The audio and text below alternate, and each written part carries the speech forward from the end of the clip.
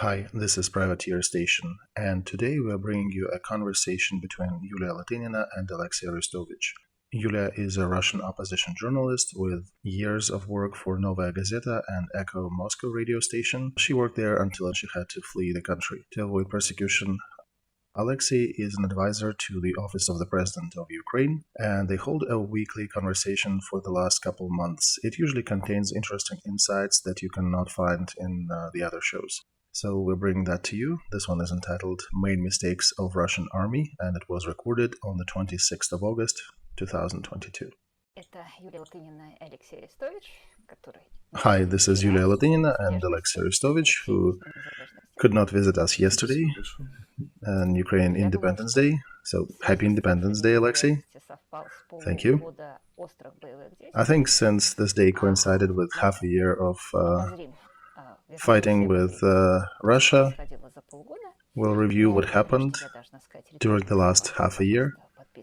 At first, I need to say the usual ritual. Please subscribe to this channel, to Alexey's channel, and to the Privateer Station if you are listening to that in English.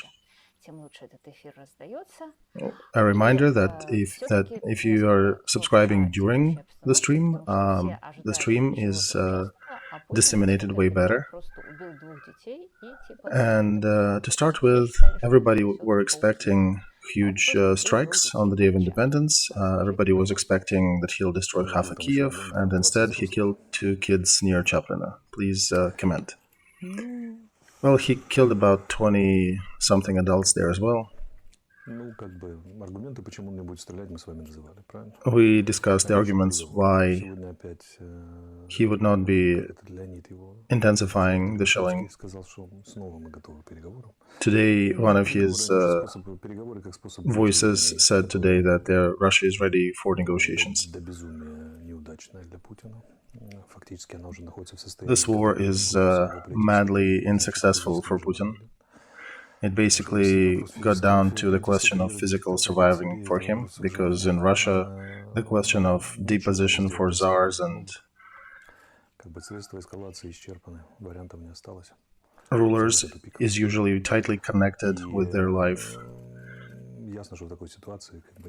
They cannot really escalate to anything else. The only thing they can afford now is find a way to negotiate. And they're trying to insist on negotiations by scaring Europe of possible cold winter. And their strategy is to try to survive till winter with this front and then try to force everybody to negotiate with him. So the question is, what will happen if something happens before winter, or if neither Europe nor Ukraine would still want to sit down and talk to him? So we'll be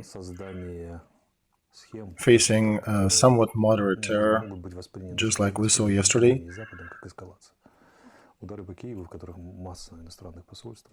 The ones that will not be seen by the West or our allies as escalation. So hits on Kiev would definitely be an escalation with a lot of foreigners and a chance to kill some of them. So they avoided this. Our president made a pretty clear statement that if you are doing a court-martial over Azov defenders, or if you're hitting Kiev, the center of decision-making, you may forget about any negotiations. So that's what's happening. Do you understand right that you are the guys holding the carrot and now Putin is following it? Pretty much that's correct. And he also doesn't really have additional technical capabilities to intensify the shelling. What could they do? Hit Kiev with S-300 from Belarus?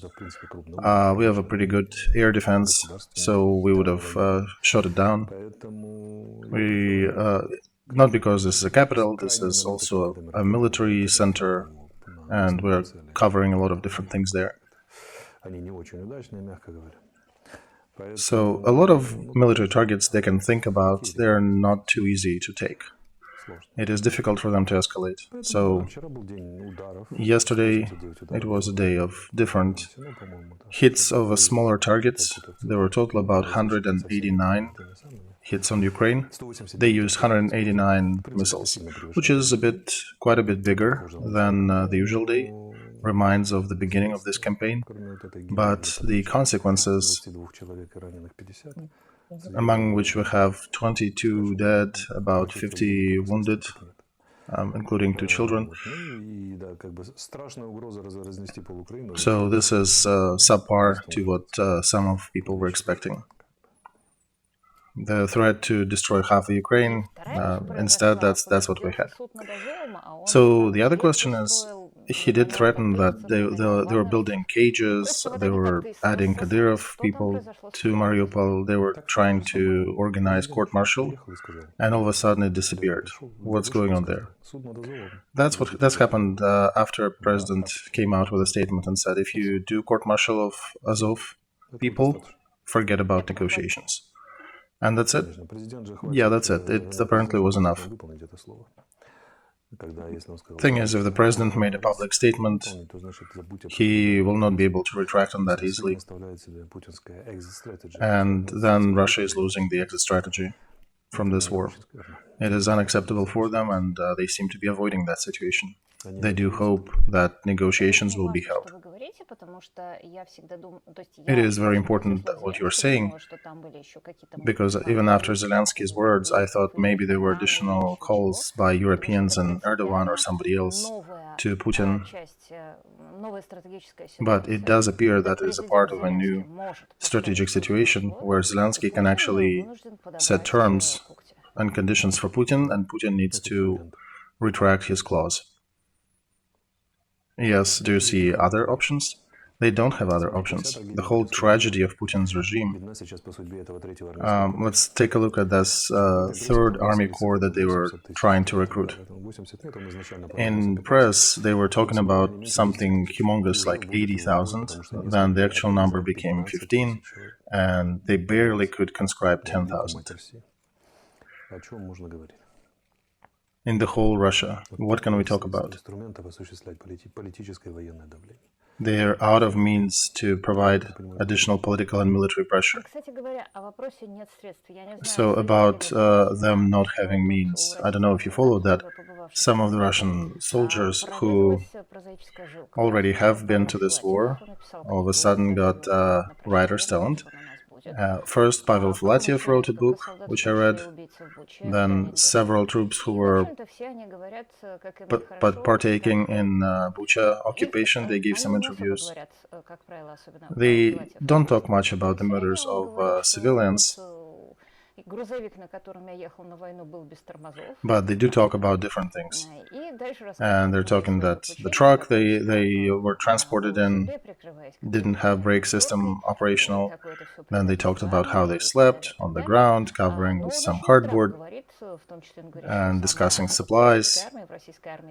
And he basically reiterates that the rule to exist in Russian army is to fulfill the order, however idiotic that order may be. So as I was reading all that, I was thinking, is there any way Ukraine can use that in its favor? Perhaps offer Russian military to surrender, or perhaps organize them just like Finnish government in 1940, or organize perhaps a liberation army out of them. We already do have a detachment like that. It is called Legion Freedom of Russia.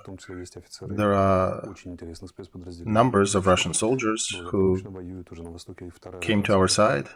There are a lot of Russian officers there of some very interesting military specializations. And we have several hundreds that are being checked right now. These are the ones wanting to join the front. Plus, there are also partisans in Russia. These are not the ones who defected and changed the side. Oh yeah, no, we have a lot of those too. There is a serious part of that legion who actually defected. changed sides, came to us and said, we do want to fight Putin's regime. It is rather difficult, I have to say, to surrender during the modern warfare. You need to be somewhat experienced or be lucky to have a chance to do that. One more thing that I need to ask is what is going on Zaporozhye nuclear power plant? Because Putin got in, then he withdrew. What's going on? So technically, it's now powered down. All 6 blocks are powered down, turned off, and personnel that is working there is trying to restart the station using power line that usually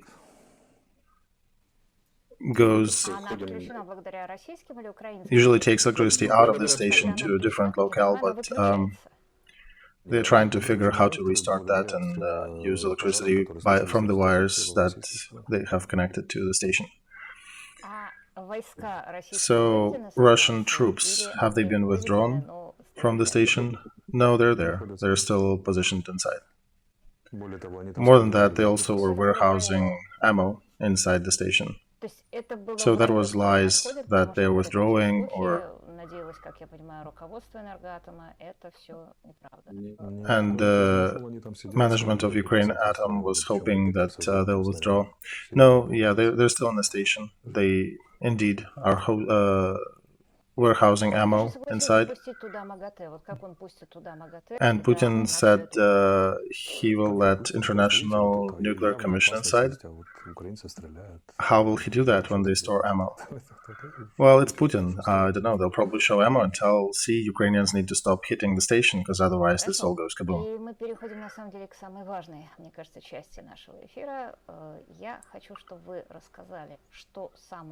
So tell us what you think are the most important events that happened during these 6 months, and what really surprised you? What was surprising to me is the way Russian Federation sets military goals. The system of goal setting is important. So the political system needs to set goals which can be translated into military actions. And this was done with a lot of stupidity. The problem was that they put Soviet goals, Soviet army level goals in front of them without having Soviet army capacity. And the paradox of the situation was that they set these goals to achieve these Soviet army capabilities, pretending that they already have them. To go back in history, Stalin had to create 4 fronts to liberate Ukraine. It's about 2.5 million people to liberate the territory as such. And you cannot do anything on this territory with a smaller amount of people. Not in the First World War, not in the Second World War, not in the Third World War, or any time later. So they did not have that mass of people to start with. And the second thing, instead of hitting on 2 directions, they hit us at 9 directions. So instead of hitting us with 2 fists, they poked us with 9 fingers. This is idiotic from a military standpoint. And the third, they're still not learning. They're still setting idiotic goals, and they're executed in the same manner. In the army, there is an old saying, the way you set the order, set the goal, the same, this will be the way it will be executed. So, with these goals that they're currently setting, even if the Russian army would be rich in its command personnel with Napoleons from top to bottom, they would still fail. So, whoever was setting these goals, well, Beseda got reprimanded, so he paid for that. But what about the others? Patrushev, Gerasimov, others. They were just deceiving Putin and taking money, and I guess not taking his intention seriously. So when he said, let's attack, they probably said, yes, sir, and prepared parade uniforms and decided to follow through. And this transferred to stupid mistakes on the tactical level, on operative level, and on the strategic level. This is just a catastrophe. One cannot say that they're not brave or they don't know what they're doing completely. There are some good professionals that you can find there. But when the whole system is sick, some heroes on a battalion or division or even an army, 35th Army is fighting rather well, they cannot change the flow of the campaign. And I can only imagine what's going on in their command centers, in the heads of their generals and officers when they're trying to fulfill the goals set in front of them. If we are being very abstract from the horrors of war, one can actually sympathize with the stupidity they have to somehow figure out daily. And also add to that at the beginning of war, they were confident that they will take over the country in 3 days. They were thinking they'll plant the flag in Kiev, and they were actually calling Kiev restaurants, ordering tables there, having a laugh before the intervention. And now we cannot identify them among the thousands of body bags in our morgues, these occupants. So this is a total catastrophe. We're also telling Russian side to come pick them up. They refuse to. By the way, this guy whose book you referred to, Filatyev, yes, an airborne trooper, he gives a good argument. First of all, he says they were deceived. Second, they were not prepared. Third, the most demoralizing part of their fight were the tasks that they were given. Because we're not liberating anyone, we're just destroying civil towns, as he writes. And this is very demoralizing for everybody, for commanders, for soldiers. In every army there is some percentage of people eager to commit atrocities, but not everybody in the army is horrible. Even in their army, maybe they have 10% cannibals, so to say, maybe 20 if they're in the right condition, but the rest are normal people. I know I'll suffer for these words, but very often war is a fight of people with people. They're just enemies, among which there are a lot of normal kind. They just have different values and different goals. And they already realize that you'll never be able to wash that blood off your hands. You may have fought personally, all right, but there is already Bucha, Kremenchuk, Kharkov, Mariupol, Nikolaev. It's really hard to hide from all that new branding of Russian army. And who did with them this? It was Russian command. So that's what the guy is writing in his book. When he sees that, it really demoralizes them. Because boys go to army to be heroes, and instead they're forced to kill civilians. They topple. They fall down into despair. And the same thing happened with German military also. During the Second World War, wherever there were atrocities, everything fell down and fell apart eventually. And that's why military commanders are precluding soldiers from terrorizing civilians. Not because they're so humane, but rather because it's maybe a secondary, but the first thing is that it really speeds up the deterioration of any military structure. Because if a soldier is tearing out golden teeth, stealing watches or cars or something, he'll not be the one who'll go to fight the war when ordered. because every soldier is kept in military by some sort of, it's a pretty rigid structure, it's some sort of force using a person to be there. So he is not exactly, he already denounced some of his personal liberties to be in the army. And basically, as a soldier, you're being transported to somewhere and told you have to go over there, you'll be shot at, you'll be probably killed, but you still have to go through and capture something. So this is a pretty rough offer.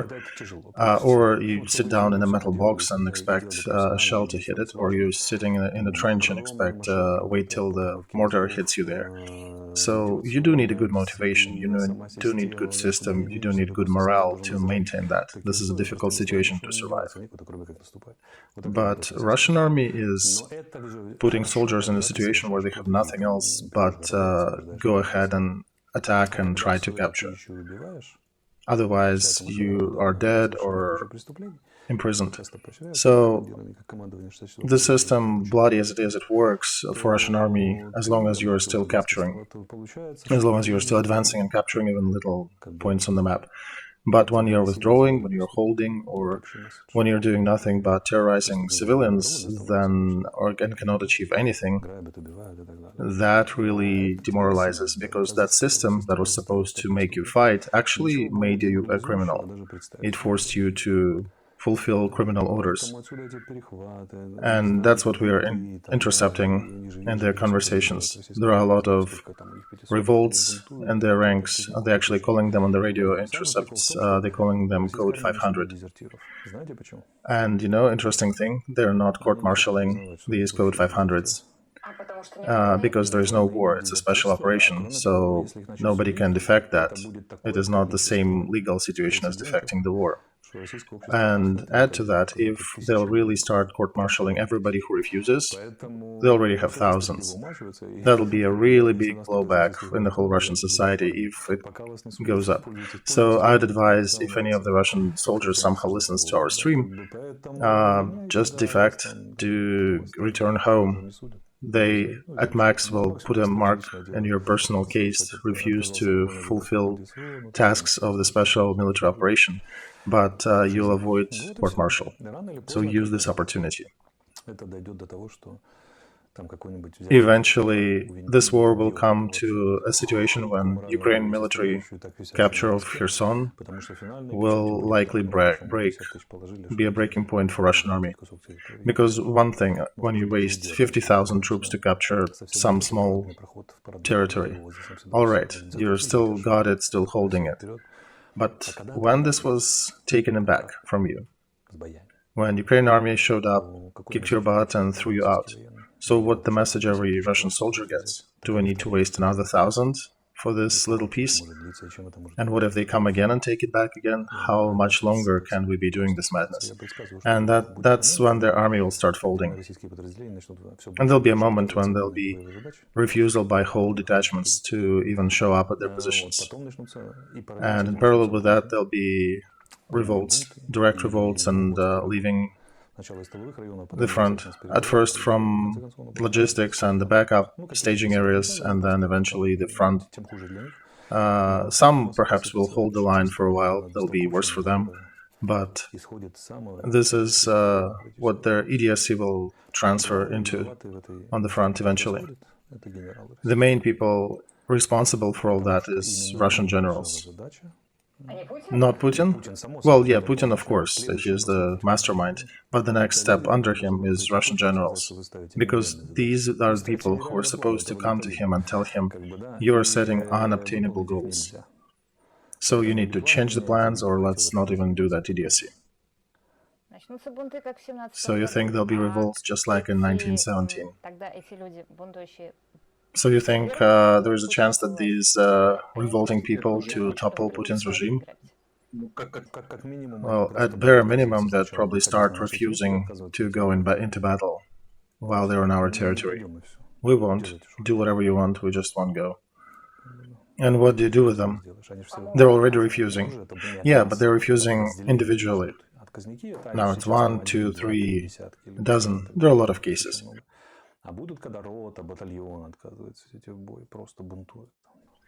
But there will be detachments level revolts. And this is difficult. What do you do with them? Because they're all armed. You send military police and tell them to give up arms. This is a bad story. There'll be probably quite a few officers executed. So this is a difficult position, right? It'll be much more difficult thing to solve than just disband the supporters of Navalny in Moscow. So I do want to ask you another thing. It is not so simple with the deserters. With Code 500s, they're not court-martialed, but there is sort of a prison camp in Donbass where Wagner people are holding them, the ones who refuse to fight, and they're being beaten and tortured before they're returned back to Russia. So this is not too much of a desirable perspective. As you mentioned, each army, when they start raping and pillaging, they demoralize and fall apart. Why does Putin support their army that do that level of atrocities? We were actually very surprised to see Russian army fight as they did, similar to probably Talibs in Afghanistan, not akin to actual regular military. So look at their leader. Putin is somebody from 1990s, a gangster from those times, a mix of gangster and KGB officer. And that's his life. Who else would have given an honored title to the detachment that did those atrocities in Bucha? And when they returned, they actually got rewarded. Of course, they'll be writing that they did not kill anyone, they're angels. They were not even standing nearby, and that's what many of them who will be writing memoirs and books will be writing. They'll be saying that they were not the ones killing.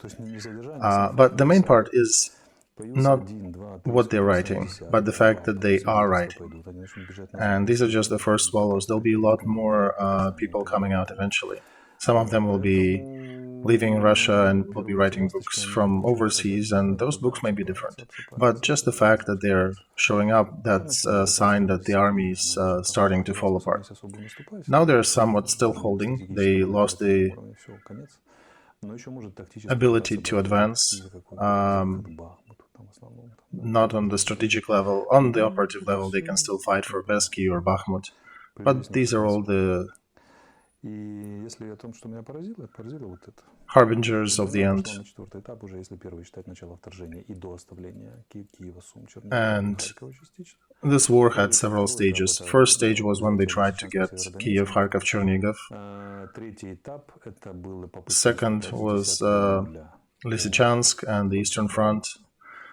And then the third was the south, when they moved a lot of forces down south, and they were planning an offensive towards Nikolaev and Kryvyi Rog, and that didn't work out. And now they're adding a third corps, which is not fully staffed. I think this is the start of the fourth stage of this war, which will last, attention, 2-3 months, probably till winter, but it will be unsuccessful. What do you think will be the main characteristics of that stage?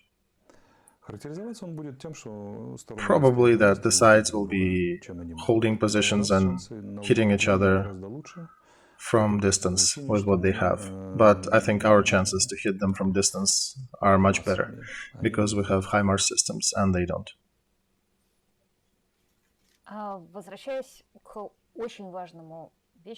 Returning back to an important thing that we started to discuss, psychology of a Russian soldier in Putin's army.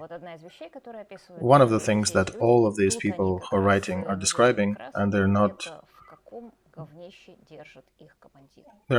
holding back about the dirt and mud their commanders are holding them in, keeping them in. All of them are talking that their army, even before entering Ukraine, they were in fields, they were sleeping on the cold ground, they had very little food, water, So people who entered Ukraine, they were pretty tired and underfed. So you can imagine their condition when they were starting the offensive. Not enough shoes, not enough dress, not enough food. Why all that shitty attitude to his own army? Why are they holding them like prisoners? My impression from that was there's no difference between them and Russian prisons, personnel in prisons. These people just somehow avoided prison, but basically they're being kept in the same conditions. You know that during the Second World War, they were called socially close, these two categories. And Red Army is such, one needs to understand that. This archetype was written out in their official military documents. And it actually does, there's a special line there saying that they have to suffer the difficulties of military service. So they had to actually write it down, expecting that the conditions will be horrible.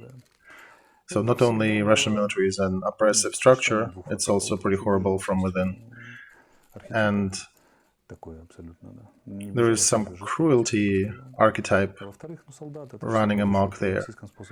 And during war, soldiers in Russia are the cheapest thing they have. What for do you need to give them a good mattress when they'll be killed in minutes?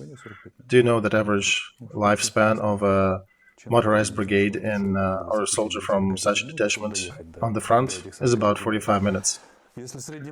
So, if the life expectancy of a soldier during Stalingrad after him crossing Volga was about 6 hours,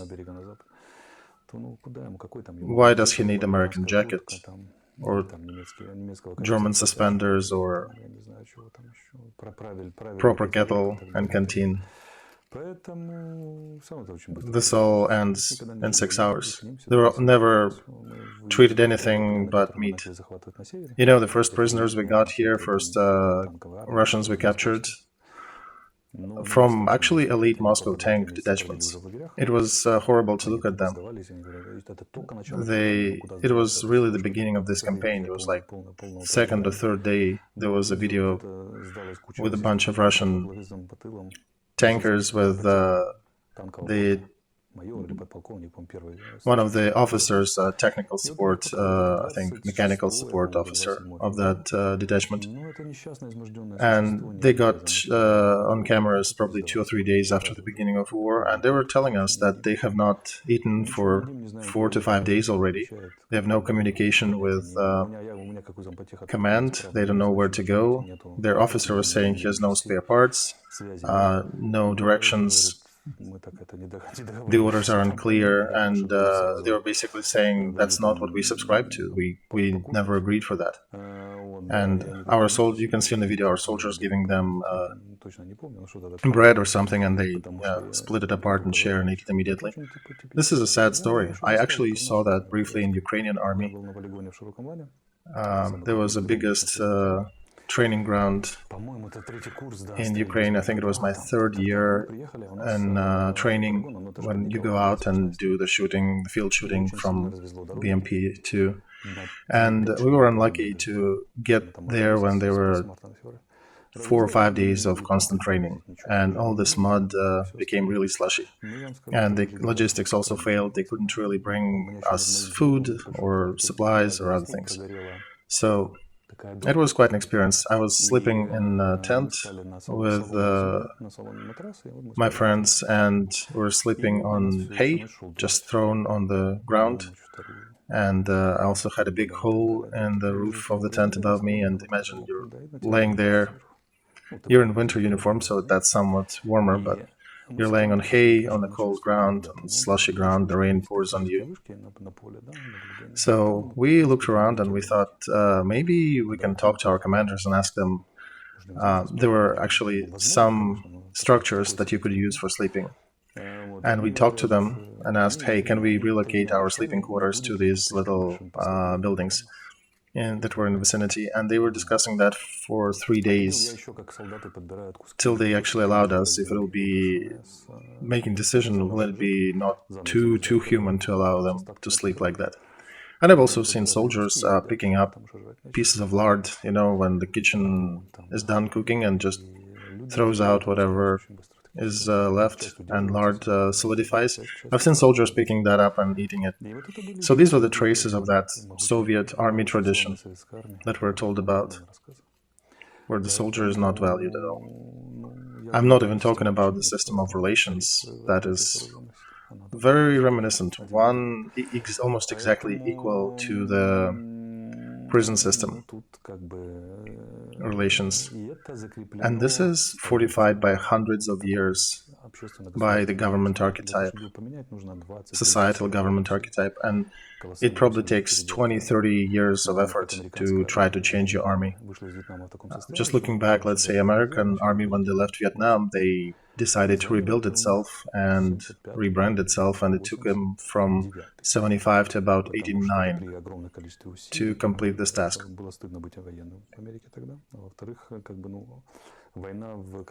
And when they were capturing Grenada, they were already considered to be somewhat reformed, and basically they were checking how well are they reformed. But that Grenada operation was another madhouse. I don't know if you remember this story. It was back in 1983. Yeah, I do remember that one. I actually was there one time, and there is on a few walls I saw inscriptions, "Thank you, American Army, for liberating us." I saw such an inscription for the first time in my life. So, yeah, true, I confirm.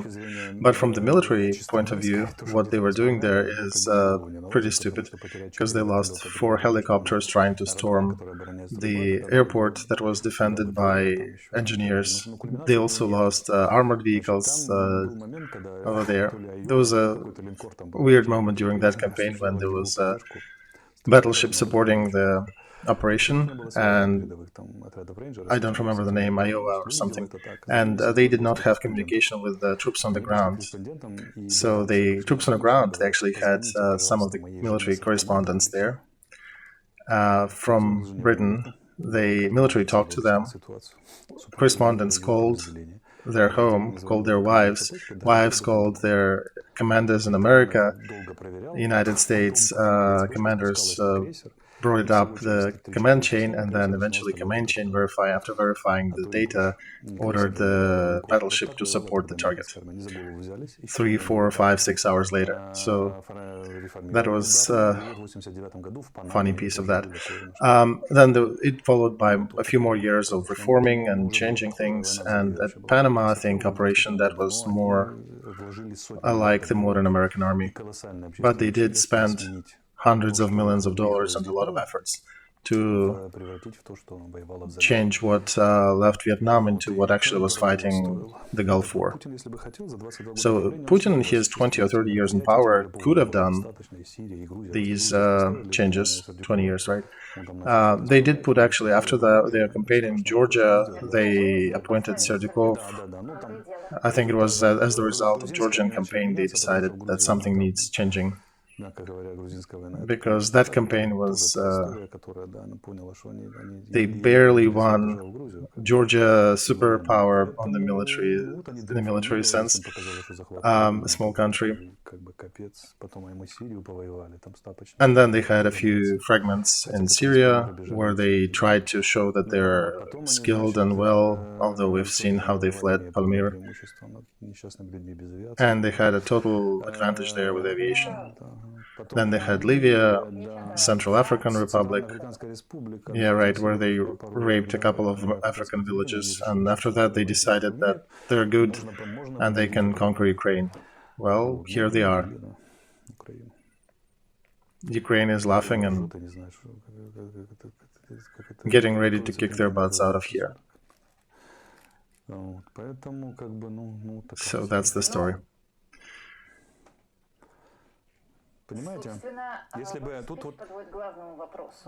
So coming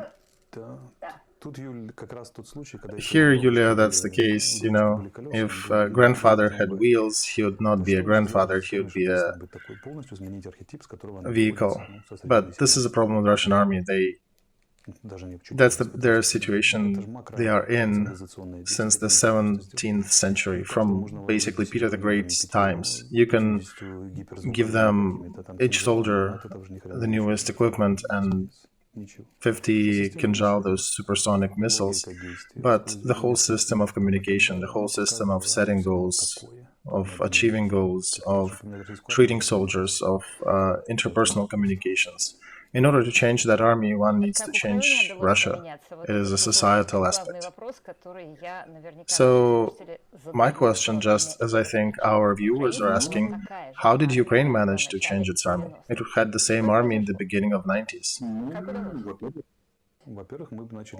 Well, first of all, we completely destroyed the previous army. We actually got the biggest group of hardware, the biggest amount of hardware and resources in Europe after USSR fell apart. Aviation, fleet, weaponry, everything. That was sold, that was stolen, that was disbanded. I still remember the days when I was serving and when we were paid $40 a month as an officer and we were told that that's too much for you. I remember times when girls wouldn't even talk to you if they learned that you're an officer. So, there was no chance to score anything socially if you are an officer. The usual question was, what are you doing in the army? Are you a loser? All normal people are managers, they're making money. What can you do in the army? And they were thinking you're an idiot. I even got tired of introducing myself as a military, because after that you'll have to defend your position and explain why not a stupid man is serving in military. And that went all the way down to Yanukovych times.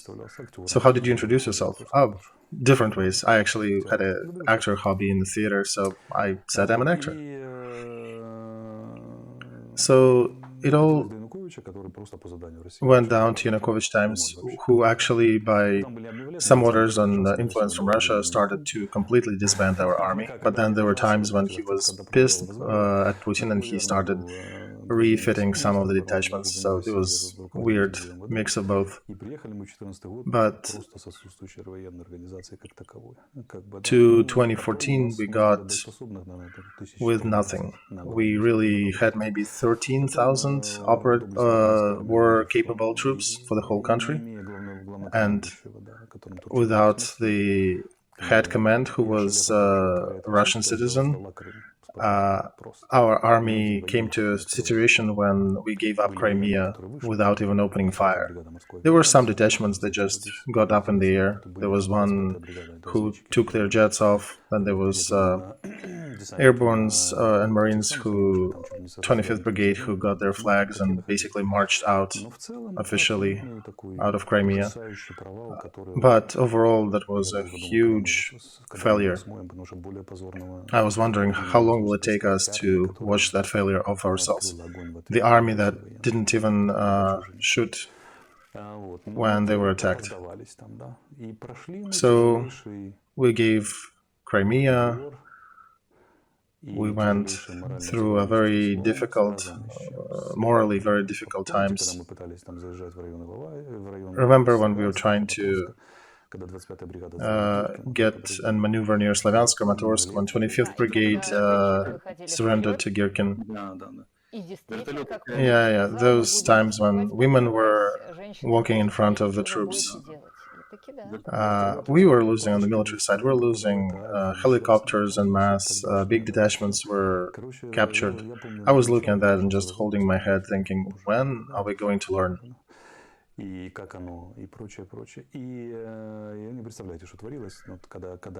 remember when the column of armored vehicles was started from a single battery, because that was the only battery they had. They were just sharing it. So Slavyansk-Kramatorsk, we went through that. 1,300. We had the best of our special forces, and the airport in Kramatorsk airport. I was shooting video actually when Babai with his idiots were capturing Kramatorsk. This road, there is a road going through the center of the city, 4-lane highway. And I got to our troops and they were, imagine there is a small gang capturing Kramatorsk and there are 1,300 special forces in the airport with 18 generals. And when I got to them, said, hey, let's kick those out. It took them days to make a decision. So they ended up being actually beaten and captured because they couldn't even make a decision. If you can find it on YouTube, it's called Battle for Kramatorsk. It's online and it's a 5-part creation. I was actually doing documentary of the events at that time as it was being captured. It would have been funny if it was not bloody. Then Muzhenka managed to gather our army and make him fight. And it's a difficult fight when there is 500 kilometers between one detachment and the other. But even with that, we managed to stop Russian invaders. We were fighting pretty successful, but this is the will of Muzhenka and commanders that he picked up. And they showed themselves surprisingly well, even though there were mistakes, of course. Just sitting along the border is a bad move. Not too many people know, but Muzhenka offered to set our command bases and troops about 20 kilometers away from the border, regular troops, so that Russian artillery would not be getting to them, but Poroshenko insisted on putting them right on the border. And that's where our brigade 79th, 22nd were demolished by Russian artillery. So there were difficult mistakes like that when military cannot come to an agreement with political leadership, and then when we're being shelled, we cannot retaliate, we can only attack on our territory. So it's, another aspect of the CDSC. Then there was Ilovaisk tragedy. Then there was Donetsk airport that showed that we can defend really well. But again, even that, they forced us to waste, political reasons, waste major reserve in the airport that could have been used in Debaltseve, that we could have used there to help us proper withdraw from that area. We wasted them in the airport that became a death box that one could shoot through, even with regular machine guns. It would be smart to even withdraw and, target it with our artillery if Russians try to get there. That's what we're doing in Pesky now. That's smarter. But again, we wasted people, and then we didn't have enough 2 battalions less to do another operation proper. And then there were other episodes, like Debaltseve,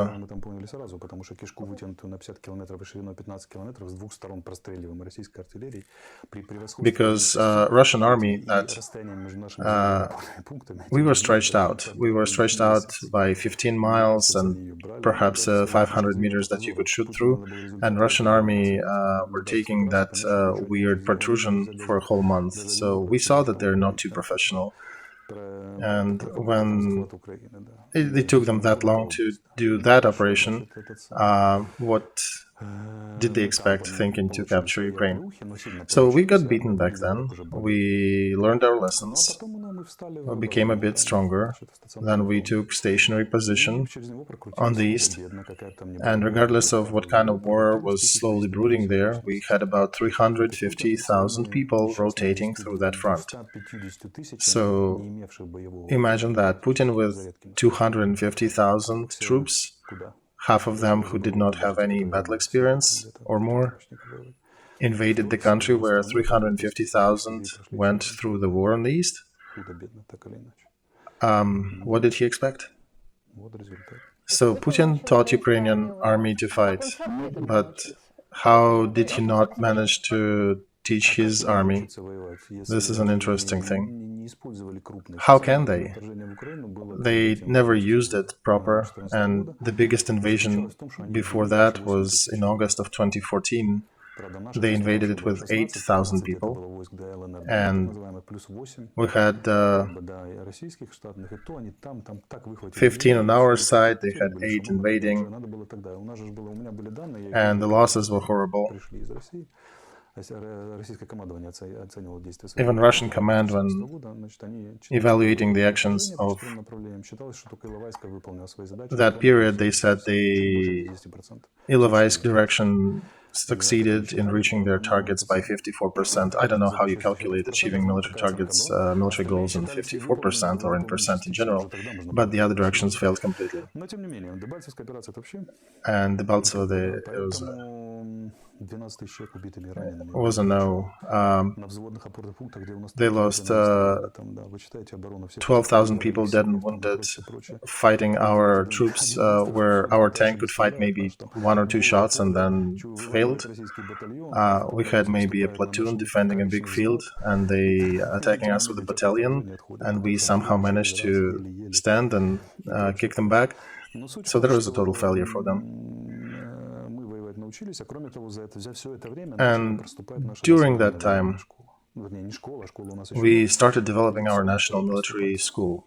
Not school, probably we don't have a full-fledged school yet, more like a military phase. And here's when Russian researchers started to actually remember that in Russian military, in Soviet military, every second officer was Ukrainian. There was a saying that a Ukrainian without rank is like an order without a stamp. So that tells you something. If you look at all the victories of Russian army in the last couple hundred years, the only successful ones were the ones where Ukrainians took part. Those Zaporozhye Cossacks actually did play a big part in that. And that's when analysts actually started coming to some truth. I'll bring a story here. There was on Svetlodar Duga on the Eastern Front when a couple of Russian battalions managed to sneak through the border. I don't remember which one.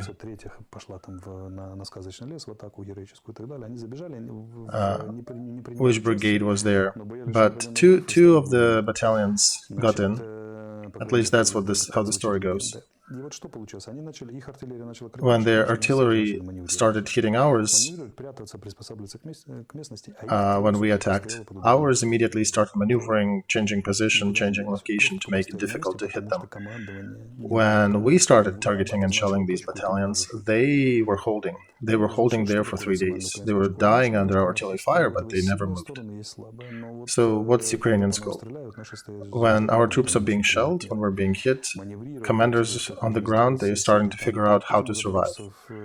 If it is a good detachment with good officers, they'll sit down, figure the right approach, and they'll start operating locally without waiting for much of the orders from above.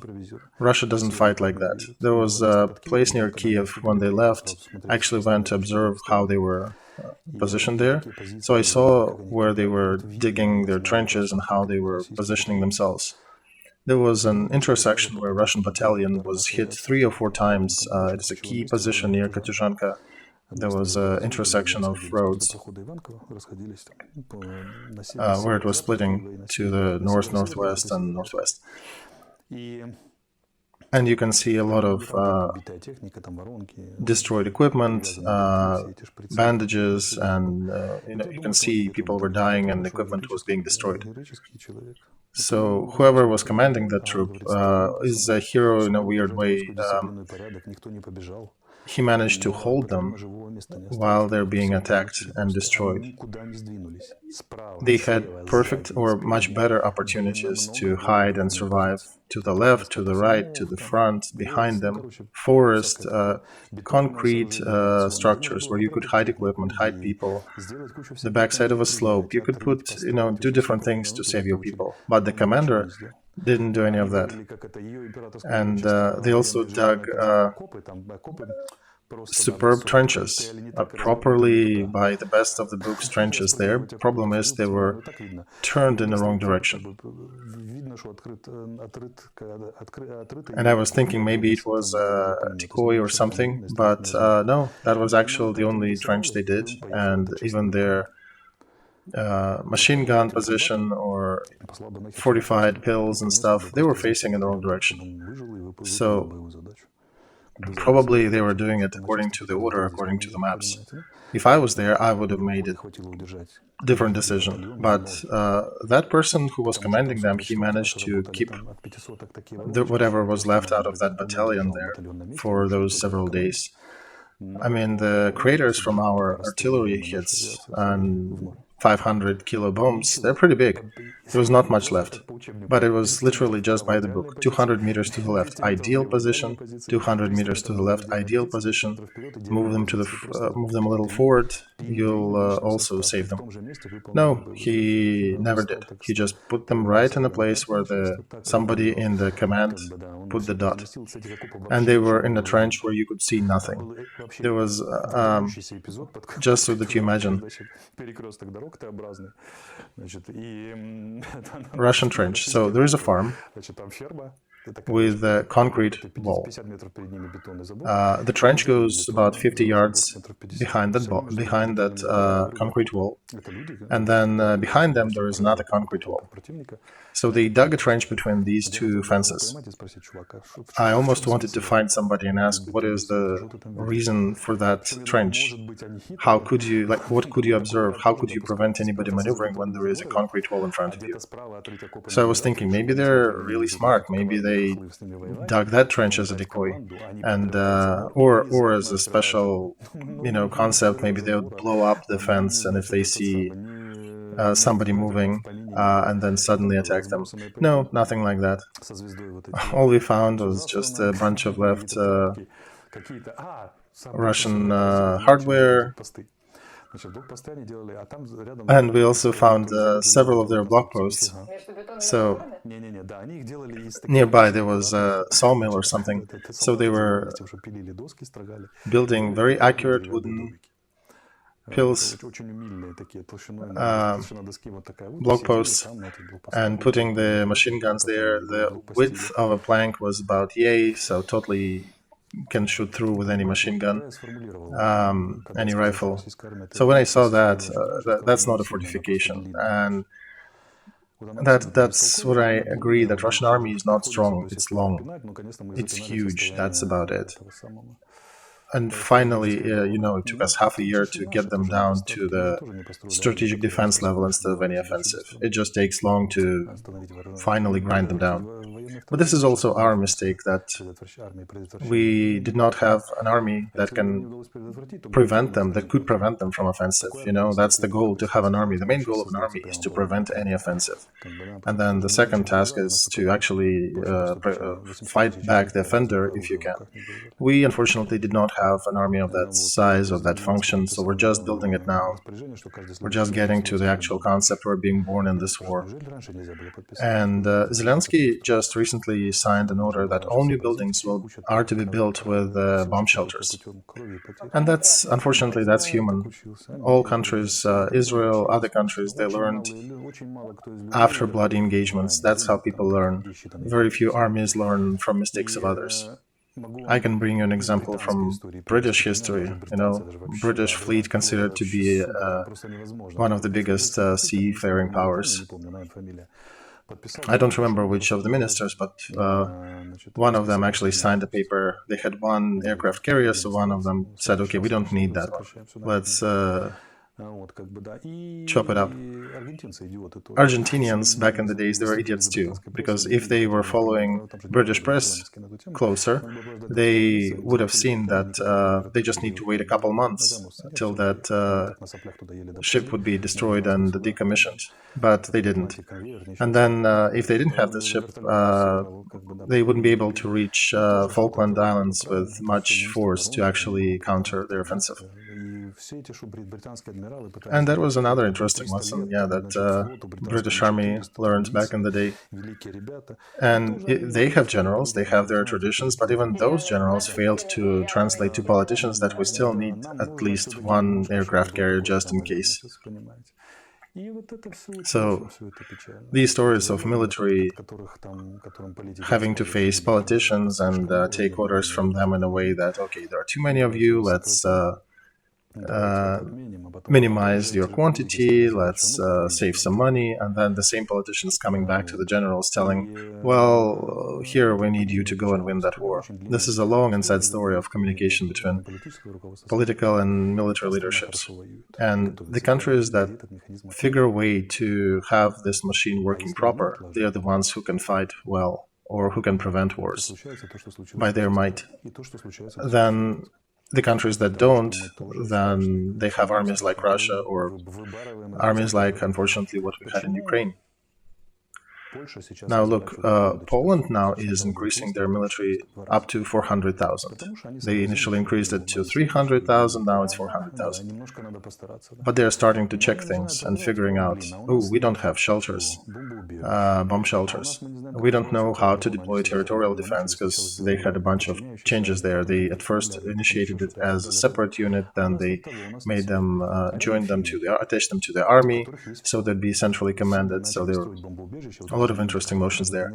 And nearby, there is Finland all the time, which has perfect bomb shelters, even with tennis courts and stuff in there. Finnish armies is one of the best militarily prepared units in Europe. They've never fought since 1944, I think, but they got a lesson back in 1940 to 1944 that they actually figured that they need to be always ready, living next to the neighbor like Russia. So I hope that we learned that lesson. I actually recently recorded an interview with Vice Minister of Defense from one of the Baltic countries, and one of the questions that I answered, the lesson number one from this war, it is prohibited to think that the war will not happen. The first and major mistake is when you think the war is not going to happen. Back when I was lieutenant, I was telling my subordinates that an officer who says there'll be no war, he needs to quit the army. There is nothing to do for him there. He's professionally unsuitable. It's like a priest who doesn't believe in God, right? Yeah. Only when government thinks that the war is possible, and maybe even tomorrow, only then they start making proper steps to prepare and to be prepared. Romans are not idiots, but it is their saying, right? Si vis pacem para bellum. If you want peace, prepare for war. So, only if your army is acting and your political leadership is acting as if the war is imminent, then you make right decisions. Another good example is Switzerland. Danes, Swedes, Scandinavian, although Finns are probably best in that northern branch. I hope Ukraine will make its proper conclusions and will become a country that lives as if the war is coming tomorrow. This is the only way for us to prevent any future war with our neighbor to the right. We still have to go through a lot of reform and a lot of changes. I recently got a note that in 3 years we need to be adhering to NATO standards. All NATO standards is good, but there's also got to be a political statement, political position. If we have a candidate, presidential candidate, who answers the question if there'll be a war with a no, he is not suited to be a Ukrainian president. So do you think Zelensky learned that lesson? Oh, yeah, he learned that lesson rough. One does not need to explain him the consequences and costs. He understands everything. The next one, we'll have to take a closer look. Alexey, thank you so much. We actually lasted even longer. I just didn't want to interrupt you. But I had a ton of questions about your brilliant monologue. So I suggest we pick it up from this place next week, because I do have a ton of questions. Perhaps we'll bring more details from your memory. Thank you very much.